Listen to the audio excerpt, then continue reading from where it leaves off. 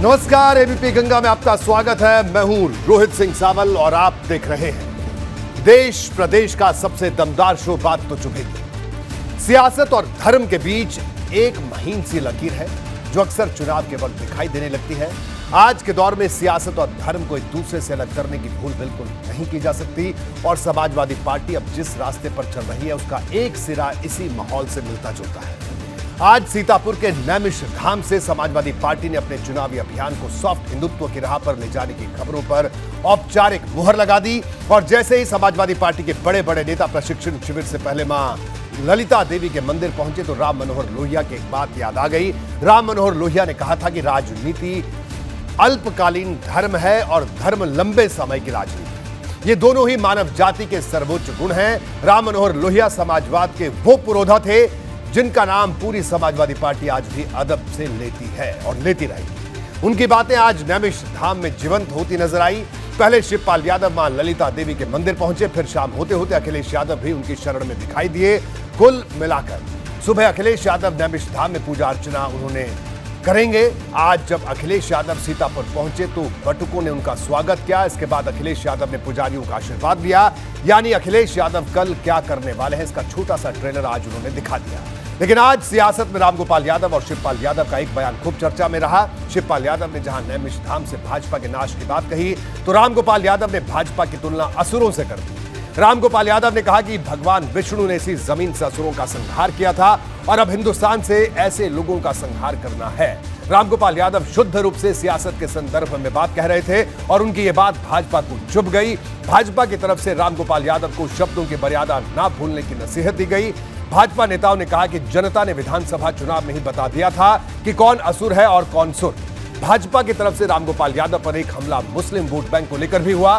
भाजपा की तरफ से कहा गया कि पहले यही नेता टोपी पहने नजर आते थे और आज खुद को राम भक्त कह रहे हैं। रामगोपाल यादव के इस बयान पर कैसे दिन भर सियासत गरमाई रही ये आज आपको विस्तार से बताऊंगा। साथ ही ये भी समझाऊंगा कि आखिर क्यों समाजवादी पार्टी सॉफ्ट हिंदुत्व की राह पर आगे बढ़ रही है। तो बने रहिए मेरे साथ और देखते रहिए बात तो चुभेगी।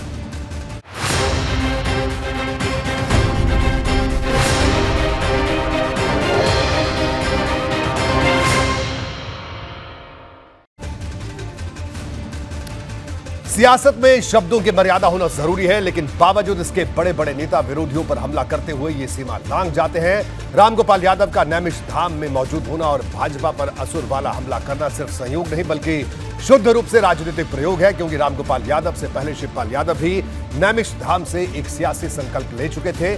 शिवपाल यादव ने कहा कि भाजपा का नाश करना जरूरी है। समाजवादी पार्टी के इन दोनों नेताओं के बयान पर भाजपा नेताओं ने चुभने वाला पलटवार किया।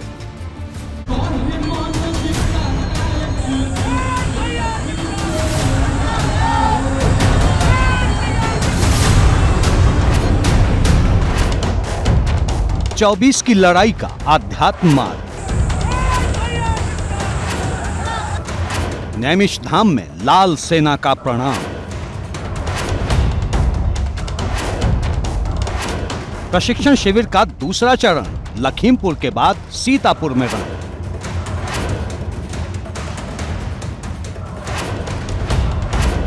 ललिता देवी के दर पर सत्ता वापसी की साधना। शिवपाल यादव ने की भाजपा के नाश की कामना।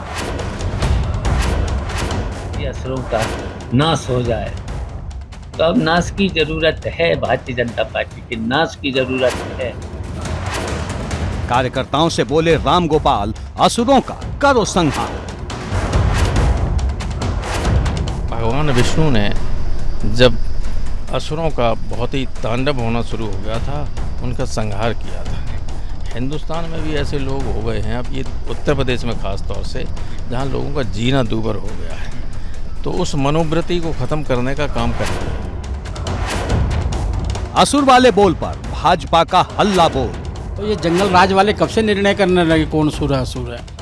वध तो जनता ही करती है और किसका वध करती है ये समय आने पे बताया जाएगा। उत्तर प्रदेश में एक समय ऐसा था कि जो है टोपी लगाए घूमते थे, बाद में जो है हिंदू समाज को गाली देते थे, भगवान राम को नकारते थे, और एक समय ऐसा है कि डलिया बांध करके जो है राम मंदिर के चरणों में हनुमानगढ़ी के मत्था टेकने के लिए भी चले जाते हैं।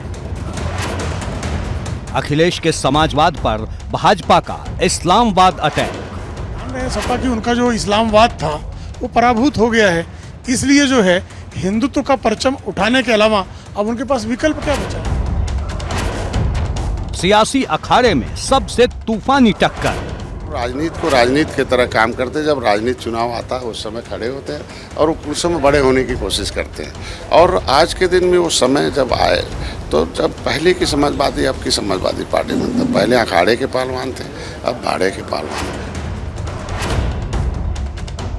सपा भाजपा में वोट का धर्म युद्ध।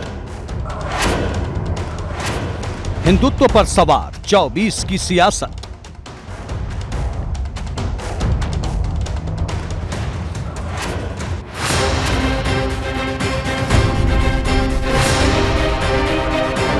बात तो चुभेगी। कल सीतापुर से ऐसी कई तस्वीरें नजर आएंगी जो समाजवादी पार्टी के धर्म युद्ध को दिखाएंगी। अखिलेश यादव नैमिष धाम में उस चक्र तीर्थ पर भी पहुंचेंगे जहां आज शिवपाल यादव ने पूजा अर्चना की। सीधे तौर पर कहा जा सकता है कि समाजवादी पार्टी की कोशिश हिंदुत्व के मोर्चे पर भाजपा से टकराने की है। आज इसका ट्रेलर शिवपाल और रामगोपाल यादव के बयानों से नजर आने लगा है।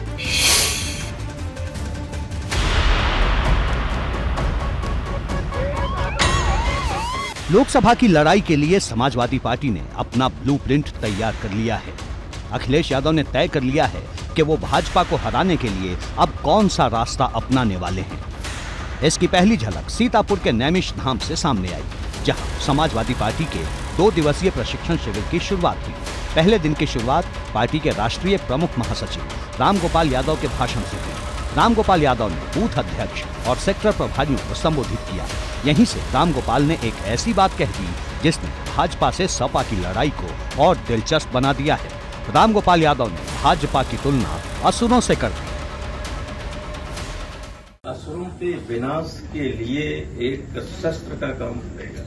तो असुरों का विनाश करने के लिए यहाँ से शुरुआत कर रहे हैं आप लोग। किसको असुर मानते हैं? असुर तो बीजेपी है और यही है जो देश को गड्ढे की तरफ ले जा रही है, जो समाज में विघटन का काम कर रही है, जो देश की अर्थव्यवस्था को बर्बाद कर रही है।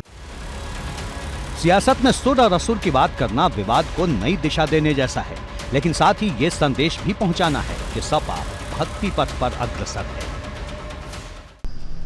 देखिए, हम कभी न हिंदू विरोधी थे, न राम विरोधी थे, न हम लोग तो सब वैसे ही राम भक्त हैं।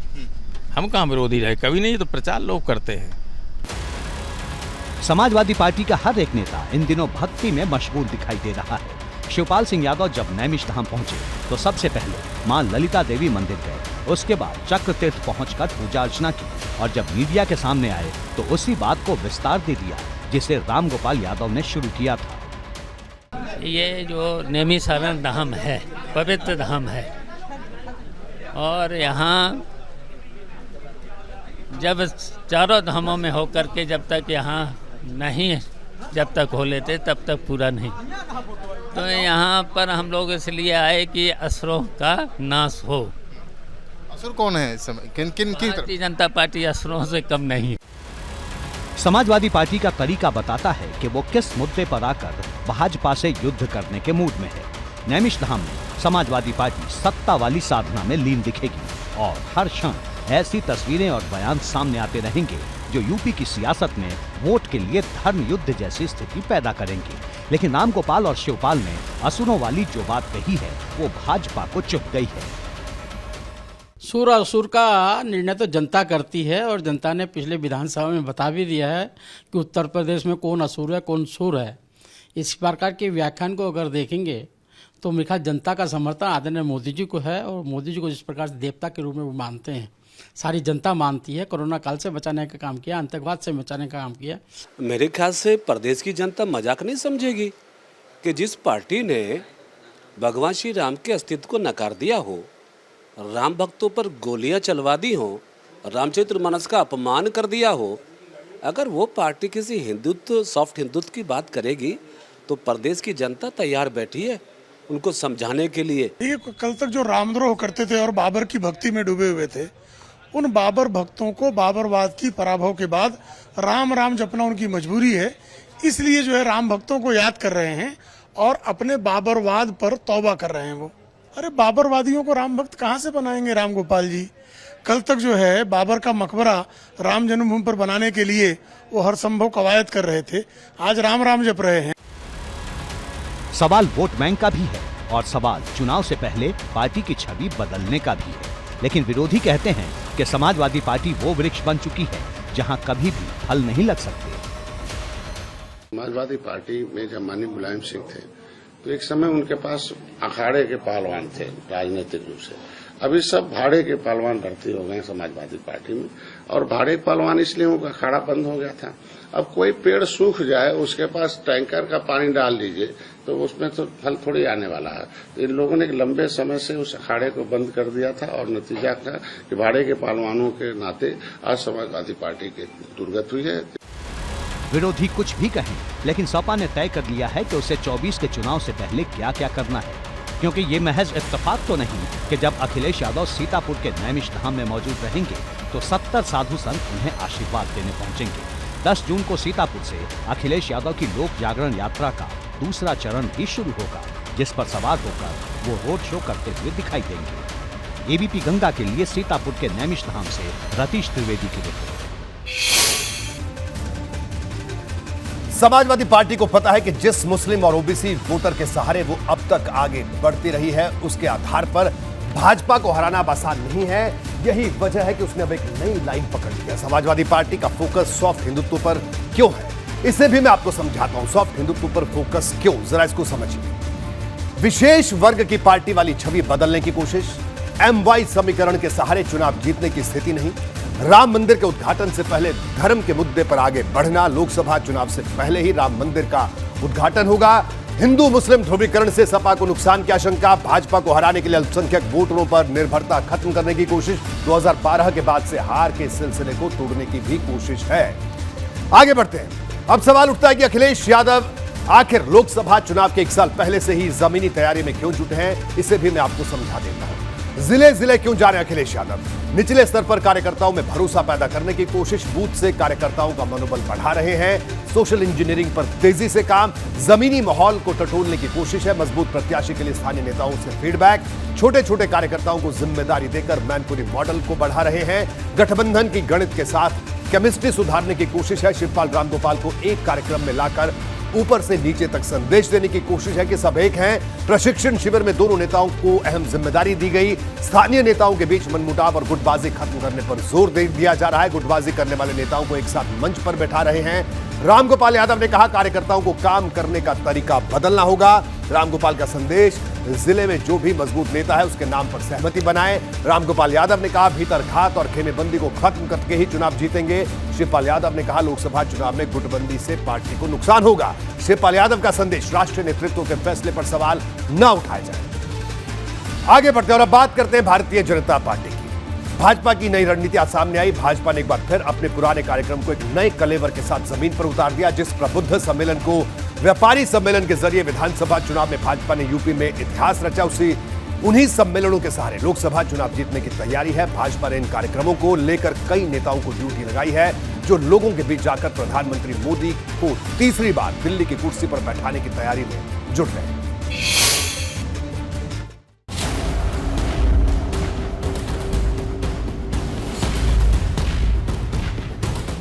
चुनाव जितना बड़ा है, भाजपा की तैयारी भी उतनी ही विशाल और विरोधियों के लिए विनाशक है। लोकसभा चुनाव में अभी 1 साल बाकी है, लेकिन भाजपा की तैयारी अभी से बिल्कुल चुस्त और दुरुस्त है। माना जा रहा है कि भाजपा एक बार फिर उसी पुराने फॉर्मूले पर चुनावी मैदान में उतरने वाली है, जैसे पिछले 4 बार चुनाव जीते। 2022 के विधानसभा चुनाव में भाजपा ने सभी 403 सीटों पर प्रबुद्ध सम्मेलन किए थे। अब लोकसभा चुनाव में भी सभी 80 सीटों पर प्रबुद्ध सम्मेलन की तैयारी है। प्रबुद्ध सम्मेलन में डॉक्टर, इंजीनियर, वकील, वैज्ञानिक और साहित्यकार से संवाद स्थापित किया जाता है। इस अभियान में ये मायने नहीं रखता कि ये प्रबुद्ध लोग किस समाज से आते हैं। इसी तरह एक बार फिर व्यापारी सम्मेलन के जरिए माहौल पैदा किया जा रहा है, यानी भाजपा जिसे अपना सबसे मजबूत वोटर मानती है, उसे भी पूरी तत्परता के साथ बनाए रखने की तैयारी है। बीजेपी एक बार फिर इस लोकसभा चुनाव में 2022 का जो विनिंग फार्मूला था उसे ही अपनाने के लिए दिखती नजर आ रही है। 2022 के विधानसभा चुनाव से ठीक पहले सभी विधानसभाओं में प्रबुद्ध सम्मेलन कराए गए थे, व्यापारी वर्ग के सम्मेलन कराए गए थे और कुछ तैयारी इस बार 24 के लिए भी ऐसी ही है। उत्तर प्रदेश में इस महासंपर्क अभियान के दौरान अलग अलग जो लोकसभा सीटें हैं वहाँ पर प्रबुद्ध सम्मेलन हो रहे हैं, व्यापारी सम्मेलन हो रहे हैं। बीजेपी की कोशिश ये है कि समाज का कोई भी वर्ग हो, खासतौर से जो इंटेलेक्चुअल हैं, डॉक्टर हैं, वकील हैं, रिटायर्ड जज हैं, इसके अलावा जो हम कहें कि कलाकार हैं, साहित्यकार हैं, इनके जरिए मोदी सरकार की उपलब्धियों को आम लोगों तक पहुँचाया जाए। यानी जिस तरह भाजपा को विधानसभा चुनाव में इस कार्यक्रम का फायदा मिला और वो इतिहास रचते हुए यूपी की सत्ता में लगातार दूसरी बार स्थापित हुई, अब उसी रणनीति पर चलते हुए पीएम मोदी को तीसरी बार दिल्ली की कुर्सी पर बैठाने की तैयारी है। वैसे भी भाजपा ने इन दिनों महासंपर्क अभियान शुरू किया है जो 30 जून तक चलेगा और इसके तहत आयोजित होने वाले हर कार्यक्रम के लिए पार्टी की तरफ से बेहद महीन तैयारी की गई है। इस अभियान के तहत लोकसभा और विधानसभा में अलग अलग कार्यक्रम हो रहे हैं। हर लोकसभा सीट पर 7-7 कार्यक्रम आयोजित किए जा रहे हैं, जबकि हर विधानसभा सीट पर 4-4 कार्यक्रम आयोजित होंगे। इस अभियान का मकसद हर एक वोटर तक पहुंचना है। इस अभियान को सफल बनाने में प्रबुद्ध और व्यापारी सम्मेलन अहम साबित हो सकते हैं। अभियान जिसे भारतीय जनता पार्टी मूल संगठन प्रदेश में संचालित कर रहा है वो है संयुक्त मोर्चों के सम्मेलन। संयुक्त मोर्चा सम्मेलन जो सभी 403 विधानसभाओं में आयोजित किए जा रहे हैं, चल रहे हैं। भाजपा की कोशिश है कि 20 जून तक हर लोकसभा सीट तक अपने कार्यक्रम को पहुंचा दिया जाए। पार्टी के अलग अलग नेता और मंत्री लगातार प्रबुद्ध सम्मेलन और व्यापारी सम्मेलन में शामिल हो रहे हैं।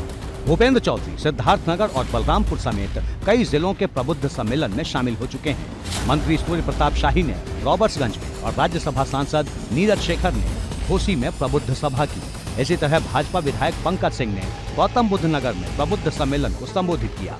पश्चिम क्षेत्र के क्षेत्रीय अध्यक्ष सत्येंद्र सिसोदिया ने मुरादाबाद में प्रबुद्ध सम्मेलन को संबोधित किया, जबकि झारखंड के पूर्व सीएम रघुवर दास और भारतीय जनता युवा मोर्चा के अध्यक्ष तेजस्वी सूर्या ने अलग अलग जिलों में प्रबुद्ध सम्मेलन को संबोधित किया। इसी तरह बीते दिनों डिप्टी सीएम ब्रजेश पाठक ने उन्नाव में व्यापारी सम्मेलन को संबोधित किया था और आगरा में डिप्टी सीएम केशव प्रसाद मौर्य व्यापारी सम्मेलन में शामिल हुए। यानी आने वाले दिनों में इस तरह के और भी कार्यक्रम अलग अलग जिलों में करने की तैयारी है। इस पर सपा ने वार करते हुए इसे प्रोपेगेंडा बताया है। लेकिन भारतीय जनता पार्टी जैसी पार्टी आज तक देश में झूठ बोलने वाली नहीं आई है, जिससे जनता ऊब चुकी है। कहाँ महंगाई कम करेंगे, महंगाई बढ़ गई। बेरोजगारी कहाँ कम करेंगे, बेरोजगारी बढ़ गई। भ्रष्टाचार कहाँ कम होगा, भ्रष्टाचार बढ़ गया। कहाँ काला धन आएगा, सफ़ेद धन भारत के बैंकों से जा रहा है। हर काम में भारतीय जनता पार्टी ने जनता को बहुत डबल तकलीफ दी है। इससे जनता बहुत नाराज है। लोकसभा चुनाव के लिए भाजपा ने यूपी से लेकर दिल्ली तक के तमाम नेताओं की ड्यूटी सेट कर दी है। भाजपा का मिशन सभी 80 सीटों को जीतने का है और उसे पता है कि अगर व्यापारी और प्रबुद्ध वर्ग को पिछली बार की तरह इस बार भी अपने साथ जोड़ लिया जाएगा तो ये राह आसान हो सकती है। एबीपी गंगा के लिए लखनऊ से अनुभव शुक्ला के साथ ब्यूरो। 2024 की चुनावी हलचल के बीच हर एक दल की नजर ओबीसी वोट बैंक पर है। पिछड़े समाज को अपने पाले में लाने के लिए सपा बसपा की अपनी अपनी रणनीति है, तो भाजपा की तैयारी शहर से लेकर गांव तक पिछड़ा समाज की मोर्चाबंदी करने की है। महासंपर्क अभियान के साथ ही अब भाजपा का पिछड़ा वर्ग मोर्चा एक नया कार्यक्रम शुरू करने जा रहा है, जिसका नाम रखा गया है धन्यवाद मोदी रैली। ये रैली उन 17 नगर निगमों में होगी जहां भाजपा ने प्रचंड जीत दर्ज की।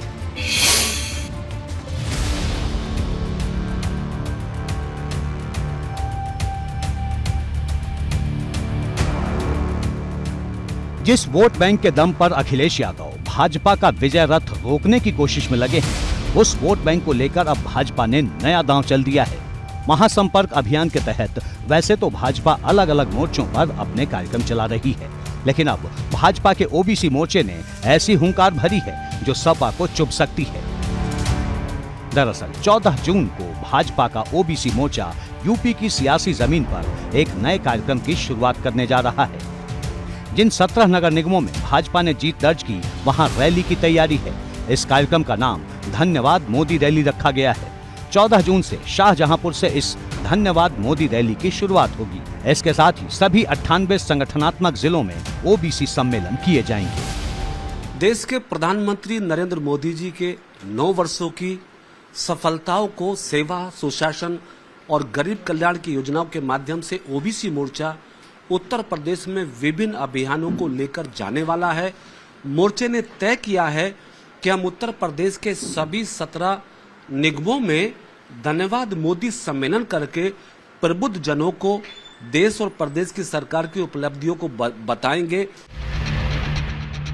यूपी में ओबीसी वोट बैंक को हासिल करना हर दल की प्राथमिकता रहती है, क्योंकि यही वो धड़ा है जो सरकार बनाने और गिराने में अहम भूमिका निभाता है। और भाजपा ने जो तैयारी शुरू की है तो सपा की चिंता बढ़नी लाजमी है। भाजपा की कोशिश ओबीसी वर्ग तक सेवा, सुशासन और गरीब कल्याण की योजनाओं के प्रचार की है। भाजपा के कार्यकर्ता बताएंगे कि पिछड़े वर्ग के लोगों के लिए केंद्र और प्रदेश की सरकार ने क्या क्या काम किए।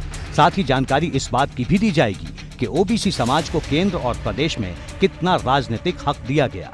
बताया जाएगा कि किस तरह मोदी सरकार ने ओबीसी आयोग को संवैधानिक दर्जा दिया। इसके अलावा नीट की परीक्षा में ओबीसी को 27% आरक्षण देने का भी जिक्र होगा। बताया जाएगा कि इसी सरकार ने केंद्रीय और सैनिक स्कूलों में ओबीसी वर्ग के लिए 27% हिस्सेदारी पर मुहर लगाई। सबसे बड़ी बात यह है कि जिस तरह मोदी कैबिनेट में 35% चेहरे ओबीसी हैं, उन्हें भी गिनाया जाएगा। ओबीसी हो या जनरल हो या एसटी हो, एसटी हो, सबके लिए केवल दिखावा करते हैं। भाई नौकरियां कहाँ हैं, ओबीसी की नौकरियां कहाँ हैं? सेंट्रल सचिवालय में, सेंट्रल गवर्नमेंट सचिवालय में एक भी आईएएस ओबीसी का नहीं है। राष्ट्रपति कार्यालय में ओबीसी का आईएएस नहीं है। और ओबीसी बहुतायत तो किसान है, ओबीसी सबसे बड़ा किसान है। किसान को उसकी फसल का लाभकारी मूल्य नहीं मिल पा रहा। ये इनका एक पूरी तरीके से एक प्रोपेगेंडा है और अभी तक इनको याद नहीं आया ओबीसी के लिए। पिछले 9 साल से केंद्र में इनकी सरकार है और 6 साल से इनको उत्तर प्रदेश में इनकी सरकार है। इन्होंने ओबीसी वर्ग के लिए क्या किया? ये तो आरक्षण भी समाप्त करने जा रहे हैं लोग। आरक्षण में भी जो है इनको दरकिनार करने जा रहे हैं, चाहे वो SC ST हो, चाहे वो ओबीसी हो। और समाजवादी पार्टी एक ऐसी पार्टी है जिसने सदैव जो है वो पिछड़े और अति पिछड़ों की बात की है।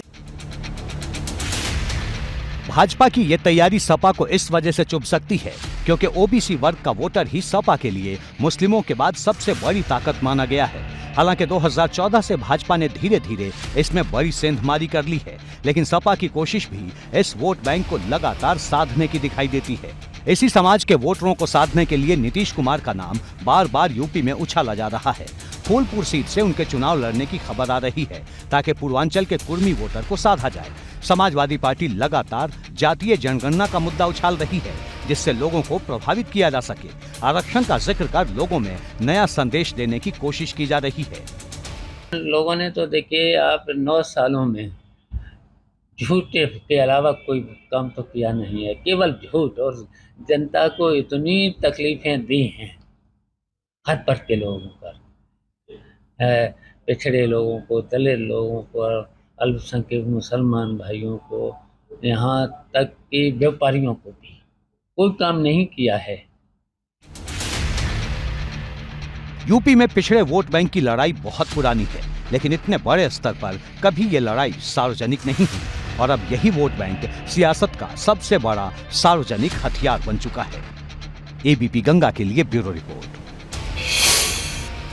इकला चलो के मंत्र के साथ बसपा 2024 के लोकसभा चुनाव की तैयारी में जोर शोर से जुटी है। हाथी की चाल की रफ्तार का अंदाजा इसी बात से लगाया जा सकता है कि अभी से लोकसभा चुनाव को लेकर प्रत्याशी चयन पर भी मंथन शुरू हो गया है। सभी मंडल कोऑर्डिनेटर अंदर खाने गुपचुप तरीके से हर एक लोकसभा सीट पर 2 से 3 मजबूत नामों का पैनल बनाने में जुटे हैं। ये नाम बसपा अध्यक्ष मायावती तक जाएंगे, जिसके बाद खुद पार्टी सुप्रीमो मायावती इससे अंतिम नाम पर मुहर लगाएंगे।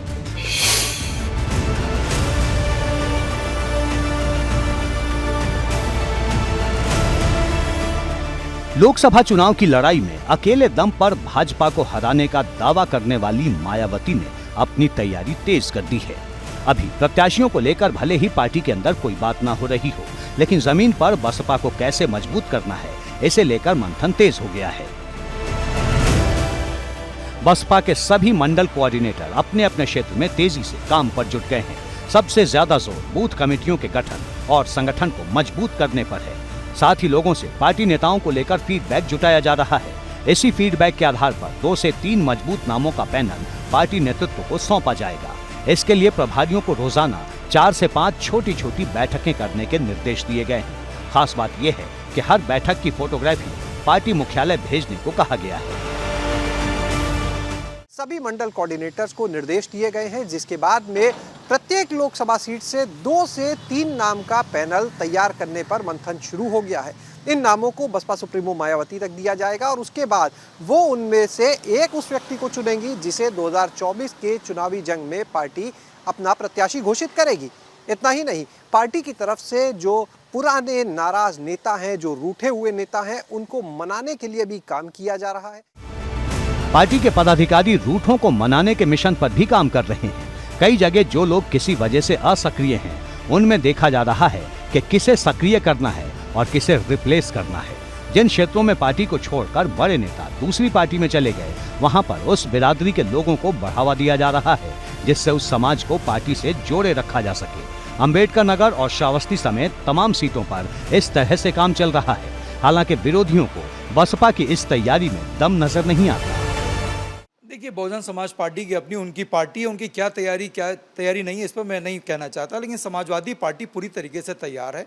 और इस उत्तर प्रदेश की सरकार जो चल रही है, भारतीय जनता पार्टी की कुशासित सरकार, इससे अगर हर मोर्चे पे कोई मोर्चा लेता दिख रहा है तो सिर्फ और सिर्फ समाजवादी पार्टी दिख रही। पिछड़े अति पिछड़ों की हितैषी कौन है कौन नहीं, पूरे प्रदेश ने देख लिया है।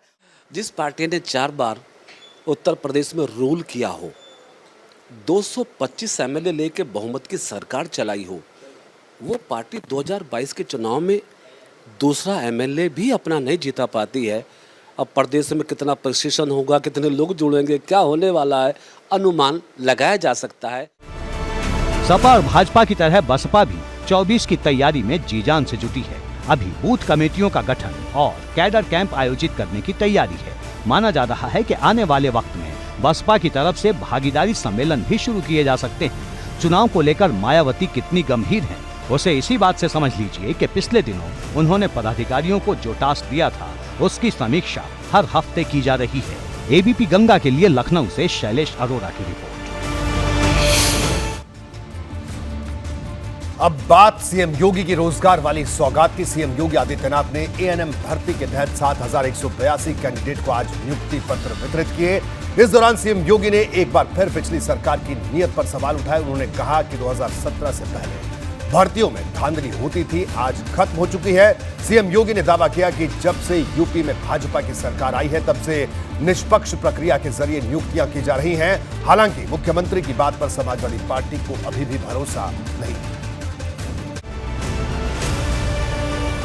यूं तो मौका एएनएम भर्ती में चयनित कैंडिडेट को नियुक्ति पत्र वितरण का था, लेकिन इस मौके पर सीएम योगी ने जो संदेश दिया, उसका सीधा कनेक्शन राज्य की भावी सियासत से जुड़ा है। सीएम योगी ने भर्तियों में भ्रष्टाचार और आरक्षण के मुद्दे पर विपक्ष के सवालों पर 2 टूक लहजे में पलटवार किया।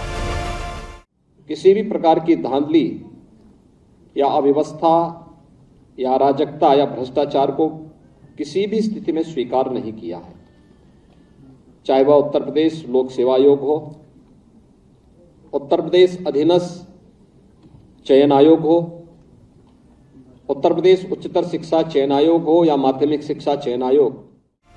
नियुक्ति पत्र वितरण कार्यक्रम में सीएम योगी ने सीधे और सपाट लहजे में बताने की कोशिश की कि 2017 के बाद से खासकर भर्तियों में भ्रष्टाचार पर नकेल कसी गई है। सरकार की कोशिश तेजी से भर्ती प्रक्रिया को पूरा करने की है, लेकिन कुछ लोग भर्ती प्रक्रिया की राह में अड़ंगा लगाने की कोशिश कर रहे हैं। कि इस अनैतिक कार्य पर हम लोगों ने प्रहार किया है, हमारे चयन बोर्ड ने उसको रोका है, उनके अनैतिक गतिविधियों को पूरी सख्ती के साथ रोका है। वे लोग कुछ न कुछ डिस्टरबेंस करने का प्रयास करते हैं और उनके द्वारा हर एक प्रक्रिया को पारदर्शी तरीके से संपन्न होने के बाद भी वे व्यवधान डालने का प्रयास करते हैं। सीएम योगी का इशारा किस ओर है समझना मुश्किल नहीं। दरअसल शिक्षक भर्ती से लेकर यूपीएसएससी के तहत हुई भर्ती परीक्षा पर विपक्ष के तेवर आक्रामक रहे हैं। दूसरा, एएनएम के 7182 पदों पर हुई भर्ती प्रक्रिया को पूरा करने के लिए योगी सरकार को कोर्ट तक लड़ाई लड़नी पड़ी। एएनएम भर्ती का अंतिम चयन परिणाम 6 अगस्त 2022 को घोषित हो गया था।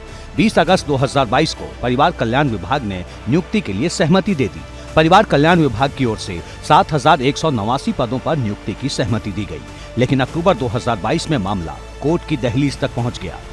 कोर्ट में लंबी सुनवाई के बाद पहले हाई कोर्ट फिर सुप्रीम कोर्ट ने नियुक्ति का रास्ता साफ कर दिया। अब नियुक्ति पत्र मिलने से कैंडिडेट्स के चेहरे पर खुशी साफ देखी जा सकती है। जी, नवंबर 2021 की हमारी वैकेंसी थी और 2023 में अभी फाइनल हो गई, जो कि हम लोग बहुत खुश हैं। देर हुई लेकिन दुरुस्त हुई। हम मुख्यमंत्री जी का बहुत बहुत आभार और धन्यवाद करते हैं। सरकारी नौकरी की तो बात ही कुछ अलग होती है। अभी हम लोग संविदा में कर रहे थे, बहुत इंतजार किया।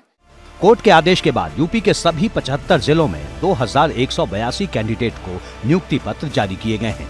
इनमें 60 ANM गाजियाबाद की हैं, जिस पर गाजियाबाद के सांसद और केंद्रीय मंत्री VK सिंह का दावा है कि ANM की नियुक्तियों से स्वास्थ्य व्यवस्था में सुधार आएगा। आज के दिन 7,182 ANM को नियुक्ति पत्र दिए जा रहे हैं, उसमें से 60 गाजियाबाद जिले के हैं। और सरकार की कोशिश है कि जो मिशन रोजगार है उसके नीचे और इसी तरह के चीजें करके जिन लोगों को रोजगार चाहिए उसके हिसाब से अलग अलग रोजगारों के लिए उनकी नियुक्ति की जाए। उधर सुल्तानपुर में 150 कैंडिडेट को नियुक्ति पत्र जारी किए गए। इनमें से 60 कैंडिडेट को लखनऊ में आयोजित कार्यक्रम में नियुक्ति पत्र दिए गए, जबकि 70 कैंडिडेट को सुल्तानपुर में हुए कार्यक्रम में सांसद मेनका गांधी ने नियुक्ति पत्र बांटे। मेनका गांधी ने ANM की नियुक्तियों को बड़ा कदम बताया। देखिए, ANM जो है वो एक साधारण नौकरी नहीं है। इन सचमुच इन ANMओ को, नर्सेज को भगवान ही चुनते हैं।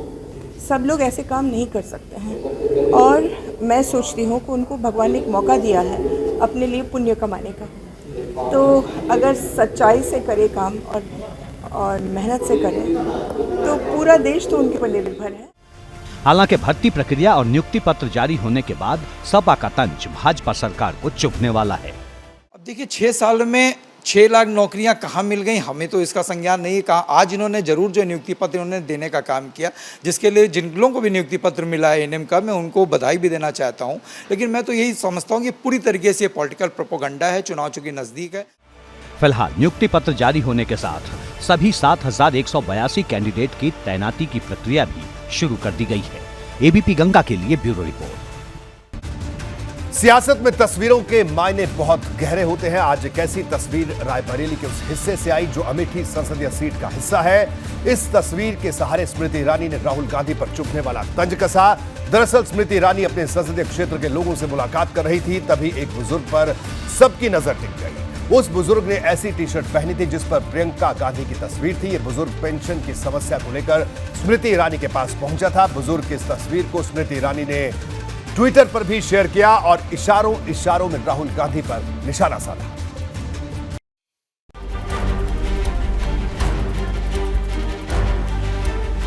स्मृति ईरानी के रायबरेली दौरे पर सामने आई ये तस्वीर चर्चा में है। चर्चा में इसलिए क्योंकि स्मृति ईरानी के सामने खड़े बुजुर्ग की टी-शर्ट पर जो तस्वीर बनी है वो कांग्रेस की राष्ट्रीय महासचिव प्रियंका गांधी वाड्रा की है, जिसे देखकर स्मृति ईरानी की चौपाल का माहौल पूरी तरह से बदल गया। स्मृति ईरानी खुद टी-शर्ट पहनकर आए बुजुर्ग से हंसी मजाक करती दिखाई दी।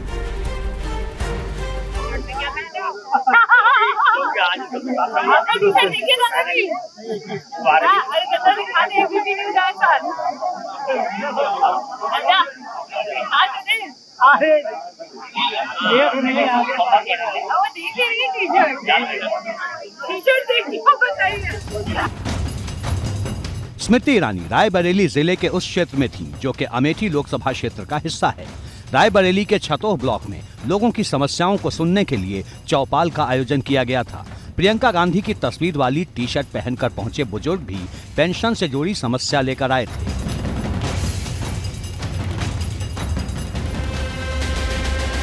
दिलचस्प बात यह है कि प्रियंका गांधी की टी-शर्ट पहनकर पहुंचा बुजुर्ग कांग्रेस का कार्यकर्ता है या फिर नहीं, इस बात की पुष्टि भले ही अब तक नहीं हुई है, लेकिन सियासत उसी दिशा में चल निकली है। प्रियंका गांधी की तस्वीर वाली टी-शर्ट पहनकर पहुंचे बुजुर्ग की तस्वीर को ट्वीट कर स्मृति ईरानी ने राहुल गांधी की मोहब्बत की दुकान वाले नारे पर तंज कसा है। वाड्रा खानदान और गांधी खानदान का एक कार्यकर्ता समर्थक हमारे पास आया कि उसकी एक दरकार थी जिसको हमने पूरा किया। प्रशासनिक मर्यादा में रहकर जनता के साथ पक्षपात ना हो यही हमारा ध्येय है, यही हमारा संकल्प है। और अगर किसी और राजनीतिक दल का कोई साधारण कार्यकर्ता अब तक किसी सरकारी लाभ से वंचित रहा है, अति गरीब, अति पिछड़ा है, तो उसकी सेवा करना भी हमारा कर्तव्य है। आने वाले लोकसभा चुनाव को लेकर अमेठी में सियासी हलचल बढ़ी हुई है। तूफानी रफ्तार से स्मृति ईरानी के अमेठी दौरे को भी लोकसभा चुनाव की तैयारी से जोड़कर देखा जा रहा है। ऐसा इसलिए भी क्योंकि अमेठी दौरे पर स्मृति ईरानी न सिर्फ लोगों के बीच जा रही हैं, उनकी समस्याएं सुन रही हैं, बल्कि अमेठी के साथ रायबरेली सीट पर भी 2024 में कमल खिलने का दावा कर रही हैं। भारतीय जनता पार्टी निश्चित रूप से लोकसभा रायबरेली में जीत हासिल करेगी 2024 के चुनाव में। मेरी एक विधानसभा सलोन क्षेत्र जनपद रायबरेली में आता है, इसलिए कई बार अटकलें वो लगती हैं, लेकिन मैं इतना ही कहूँगी कि अमेठी की जनता ने मुझे वोट देकर भाजपा को अपना आशीर्वाद देकर हमें अनुग्रहित किया है। हालांकि अगर 2019 के लोकसभा चुनाव के आंकड़ों को देखें तो माना यही जा रहा है कि 2024 में अमेठी सीट पर भाजपा की राह आसान नहीं होने वाली। 2019 के लोकसभा चुनाव में स्मृति ईरानी को यहां 49.9% वोट मिले थे, जबकि राहुल गांधी को 44.1% वोट मिले। स्मृति ईरानी को 55,000 से जीत मिली थी। 2022 के विधानसभा चुनाव में अमेठी लोकसभा में आने वाली 5 विधानसभा सीटों में से 3 पर भाजपा को जीत मिली, जबकि 2 पर सपा ने कब्जा जमाया। भाजपा के आंतरिक सर्वे में भी अमेठी लोकसभा सीट को येलो जोन में रखा गया है, जिससे साफ है कि भाजपा खुद अमेठी लोकसभा क्षेत्र में जीत की राह को आसान मानकर नहीं चल रही। ऐसे में भाजपा ने जमीनी स्तर पर मतदाता का मन जीतने के लिए प्रयास तेज कर दिए हैं। एबीपी गंगा के लिए ब्यूरो रिपोर्ट।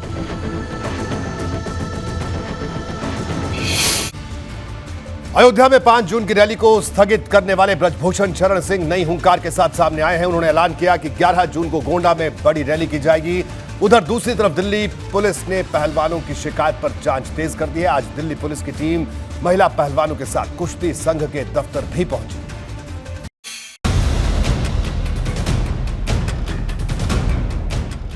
यौन उत्पीड़न के आरोप और पश्चिमी यूपी से हरियाणा तक खाप की मोर्चाबंदी के बीच ब्रजभूषण शरण सिंह एक बार फिर एक्टिव दिख रहे हैं। ब्रजभूषण सिंह ने 11 जून को गोंडा में बड़ी जनसभा का ऐलान किया है।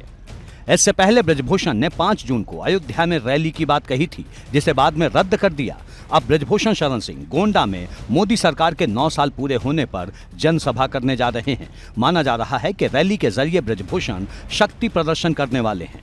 11 तारीख को कैसरगंज लोकसभा की रैली है, जिसमें सांसद जी उसकी अगुवाई करेंगे और आप इस रैली में देखिएगा लाखों की संख्या में कार्यकर्ता इस बात के लिए आएंगे कि हमारी सरकार ने जो किया है वो इस देश के हित में है। और इस बीच पुलिस की जांच पर ब्रजभूषण शरण सिंह ने चुप्पी साध ली है। एक सवाल के जवाब में ब्रजभूषण ने कहा कि मामला कोर्ट में है। सारे विषय कोर्ट के संज्ञान में है और सरकार ने आश्वासन भी दिया है कि 15 तारीख तक चार्जशीट फाइल होगी। अब चार्जशीट फाइल होने दीजिए, अगर बोलना उचित होगा तो बोला जाएगा। अभी मुझे नहीं लगता कि मुझे कुछ बोलना चाहिए, ये भी काम कोर्ट का है। मेरा कोई पक्ष नहीं है, मेरा पक्ष ये है कि 15 जून तक का सरकार ने आश्वासन दिया है। हम भी आपके माध्यम से ही सुन रहे हैं, मीडिया के माध्यम से ही सुन रहे हैं कि 15 तारीख तक पुलिस अपना चार्जशीट फाइल करेगी। 15 तारीख का इंतजार आप भी करें, हम भी करें। साफ है कि जांच के विषय पर ब्रजभूषण कुछ भी बोलने से बचते दिख रहे हैं, लेकिन सियासत के मंच पर सक्रियता बढ़ गई है। इसके पीछे ब्रजभूषण पर केस दर्ज कराने वाली नाबालिग के पिता के कथित बयान को बड़ी वजह माना जा रहा है, जिसमें नाबालिग के पिता ने शिकायत को झूठा करार दिया है, क्योंकि नाबालिग की शिकायत पर ही ब्रजभूषण पर पॉक्सो एक्ट के तहत केस दर्ज हुआ था। हालांकि नाबालिग के पिता के केस को झूठा बताने वाले कथित बयान के पीछे की सच्चाई क्या है, ये अभी जांच का विषय है। पुलिस जांच कर रही है। इधर पुलिस ने भी ब्रजभूषण सिंह के खिलाफ दर्ज मामले में जांच की रफ्तार बढ़ा दी है। पुलिस की जांच का दायरा भारतीय कुश्ती संघ के दफ्तर तक पहुंच गया है। दिल्ली पुलिस ने एक महिला पहलवान के साथ कुश्ती संघ के दफ्तर में क्राइम साइट का मुआयना किया। हालांकि जैसे ही दिल्ली पुलिस के साथ महिला पहलवान के कुश्ती संघ के दफ्तर पहुंचने की तस्वीर सामने आई तो ये खबर भी सामने आ गई कि दिल्ली पुलिस महिला पहलवान को लेकर ब्रजभूषण सिंह के घर पहुंची है, जिसका पहलवान पुनिया ने ट्वीट के जरिए खंडन किया। बजरंग पुनिया ने लिखा, महिला पहलवान पुलिस इन्वेस्टिगेशन के लिए क्राइम साइट पर गई थी, लेकिन मीडिया में चलाया गया कि वे समझौता करने गई हैं। ब्रजभूषण की यही ताकत है, वो बाहुबल, राजनीतिक ताकत और झूठे नैरेटिव चलवाकर महिला पहलवानों को परेशान कर रहा है। उसकी गिरफ्तारी जरूरी है, पुलिस की हमें तोड़ने की कोशिश। वहीं ब्रजभूषण शरण सिंह ने कहा कि उनसे कोई पूछताछ नहीं हुई। क्यों आई थी पुलिस सर? पुलिस क्यों आई थी सर? सर पुलिस क्यों आई थी? पुलिस सर किस महिला पहलवान को लेके आए थे सर? बताया जा रहा है कि दिल्ली में ब्रजभूषण सिंह के घर और कुश्ती संघ के दफ्तर का पता एक ही है, इसलिए ऐसी खबरें सामने आई कि दिल्ली पुलिस ब्रजभूषण के घर पहुंची। बताया जा रहा है कि दिल्ली पुलिस 15 जून तक कोर्ट में ब्रजभूषण पर दर्ज मामले में जांच की स्टेटस रिपोर्ट सौंप सकती है। इस बीच ब्रजभूषण केस में एक गवाह का बयान चर्चा बटोर रहा है। दावा किया गया है कि ब्रजभूषण शरण सिंह ने एशिया चैंपियनशिप के ट्रायल के दौरान एक महिला पहलवान के साथ अभद्र व्यवहार किया था, जबकि ऐसा ही वाकया 2013 में थाईलैंड में भी हुआ था। फिलहाल सबकी नजर पुलिस की जांच और स्टेटस रिपोर्ट पर है, क्योंकि स्टेटस रिपोर्ट सामने आने के बाद ही साफ होगा कि ब्रजभूषण पर कार्रवाई होगी या नहीं, और अगर होगी तो किस रूप में होगी। एबीपी गंगा के लिए ब्यूरो रिपोर्ट। संजीव जीवा मर्डर केस में पुलिस की पड़ताल जैसे जैसे आगे बढ़ रही है, नया खुलासा हो रहा है। सूत्रों के हवाले से अब जो जानकारी सामने आई उसने जांच को नई दिशा में मोड़ दिया है। दरअसल जीवा मर्डर केस के तार माफिया अतीक अहमद से जुड़ गए हैं। बताया जा रहा है कि अतीक अहमद का नेपाल में रहने वाले दोस्त अशरफ ने संजीव जीवा की हत्या की सुपारी दी थी। वहीं विभाग ने उन पुलिस वालों को सस्पेंड कर दिया है जो संजीव जीवा को पेशी पर लेकर पहुंचे थे।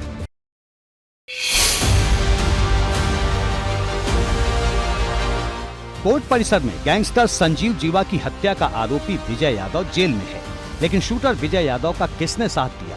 हत्या का मास्टरमाइंड कौन था? इन सवालों के जवाब अभी तक पुलिस को नहीं मिले हैं।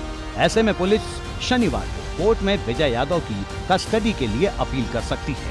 जो है हमने टीम के जो मेंबर्स है उसकी संख्या बढ़ाई है। इन्वेस्टिगेशन जो कर रहे हैं टीम, उसमें एसएचओ जो है मुख्य विवेचक हैं, 3 और इंस्पेक्टर और सब इंस्पेक्टर्स लगाए गए हैं। एक टेक्निकल टीम भी है पूरी दी गई है, सर्विलांस टीम जो सपोर्ट के लिए दी गई है।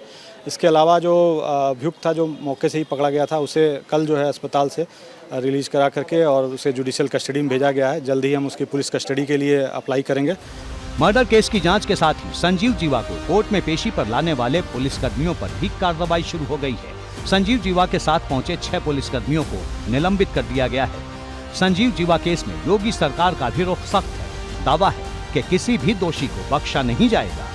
ये घटना निश्चित तौर से जब पुलिस कस्टडी में, चाहे न्यायालय में, चाहे अन्य कहीं पर भी इस प्रकार की कोई भी घटना होती है, हत्या होती है, तो वो दुखद और दुर्भाग्यपूर्ण है।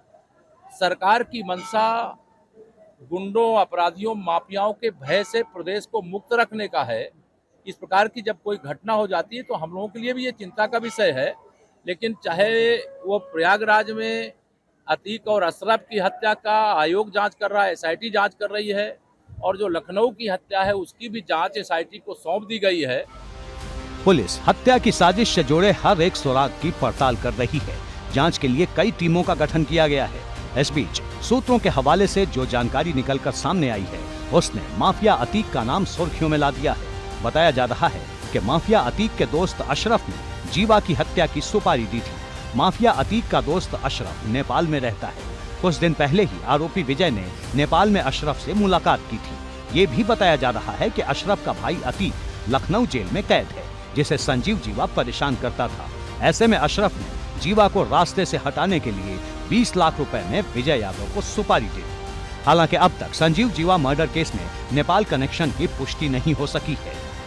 एसआईटी इसमें शासन द्वारा खुद ही गठित की गई है, जो पूरी सिक्योरिटी लैब से लेकर के भविष्य में जो करेक्टिव मेजर्स लेने हैं उन सब पे वो अपने रिकमेंडेशंस देगी। एसआईटी द्वारा एक बैठक भी ली गई थी जिसमें मैं पार्टिसिपेट किया था। माननीय जो सदस्य थे बार के, उनका भी पूरा फुल कोऑपरेशन उन्होंने आश्वस्त किया है। फ्रिस्किंग, चेकिंग, बायोमेट्रिक से लेकर के कार पास सभी भी जो भी हाईएस्ट स्टैंडर्ड होते हैं सिक्योरिटी के, वो सब लागू किए जाएँ, उन्हें कोई आपत्ति नहीं है। हम लोग बैठ करके आपसी समझौते के आधार पर, सहमति के आधार पर एक अच्छी सिक्योरिटी व्यवस्था जो है वहाँ लागू करेंगे। इधर संजीव जीवा की पत्नी पायल माहेश्वरी की राहत की मांग वाली याचिका पर सुप्रीम कोर्ट ने कोई आदेश देने से मना कर दिया है। पायल माहेश्वरी की याचिका पर सुनवाई के दौरान यूपी सरकार की वकील गरिमा प्रसाद ने कहा, जब संजीव जीवा जेल में था तब पायल माहेश्वरी गैंग को लीड कर रही थी। पायल माहेश्वरी कई मामलों में वांटेड है। वहीं पायल माहेश्वरी के वकील ने कहा, यूपी सरकार ने शुक्रवार को अंतिम संस्कार की बात कही थी, जबकि गुरुवार को ही अंतिम संस्कार कर दिया गया। दोनों पक्षों की दलील सुनने के बाद सुप्रीम कोर्ट की खंडपीठ ने कहा कि जब अंतिम संस्कार हो चुका है फिर मामले की जल्द सुनवाई की जरूरत नहीं। छुट्टी के बाद सामान्य पीठ मामले की सुनवाई करेगी। पायल माहेश्वरी ने याचिका के जरिए संजीव जीवा की 13वीं तक गिरफ्तारी से राहत की मांग की थी। वहीं संजीव जीवा मर्डर केस में एक और याचिका दाखिल की गई है। इलाहाबाद हाई कोर्ट की लखनऊ बेंच में PIL दाखिल की गई है, जिसमें CBI या फिर हाई कोर्ट के रिटायर्ड जज की अध्यक्षता में जांच की मांग की गई है। ABP गंगा के लिए ब्यूरो रिपोर्ट। बहरहाल बात तो चुपेगी में आज इतना ही। दीजिए इजाजत, नमस्कार।